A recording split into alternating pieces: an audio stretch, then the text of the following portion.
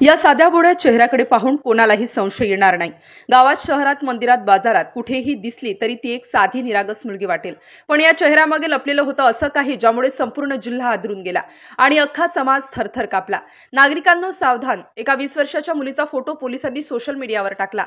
साडी नेसलेली, डोक्यावरून पदर घेतलेला साधा फोटो, पण फोटोसोबत एक चेतावणी होती। ही मुलगी निरागस नाही, धोकादायक आहे। नाव मुस्कान। पोलिसांनी थेट तरुणांना अलर्ट केलं, कारण या मुलीचं गुपित ऐकल्यावर लोकांना विश्वासच बसत नव्हता। सिकर जिल्ह्यातील शास्त्रीनगर इथे राहत होती मुस्कान। सुरुवातीला तिचं जीवन अगदी साधं होतं। भरतपूरमध्ये राहणाऱ्या योगेश सोबत तिने मंदिरात लग्न केलं। पती मजुरी करणारा, घर चालवणं कठीण। पण इथेच सुरू झाला काळा प्रवास। पैशासाठी तिने गुन्ह्याचा मार्ग पकडला। सुरुवातीला एकटी, मग तिची गँग तयार झाली आणि सुरू झालं हनी ट्रॅप ऑपरेशन। भेसूर योजनेखाली निरपराध तरुणांना अडकवलं जायचं आणि मग सुरू व्हायचं धमक्या, मारहाण, अश्लील व्हिडिओ आणि ब्लॅकमेलिंग।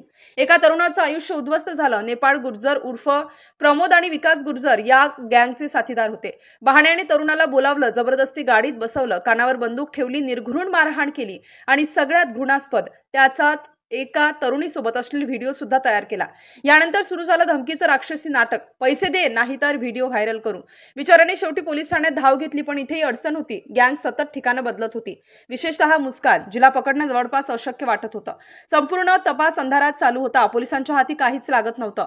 मुस्कान नेहमीच ठिकाणं बदलायची, फोन नंबर बदलायची, कोणालाही तिचं लोकेशन मिळत नव्हतं। पण एक दिवस अचानक पोलिसांच्या हाती आली टीप आणि मग जाळं पसरवलं गेलं।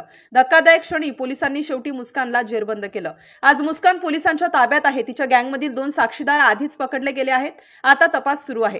पण या घटनेने समाजासमोर मोठा प्रश्न उभा राहिला आहे।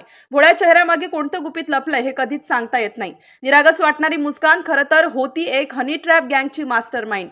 नागरिकांनो सावधान रहा, कारण साध्या भोळ्या चेहऱ्यामागे कधी भयंकर सावल्या दडलेल्या असतात हे लक्षात ठेवा।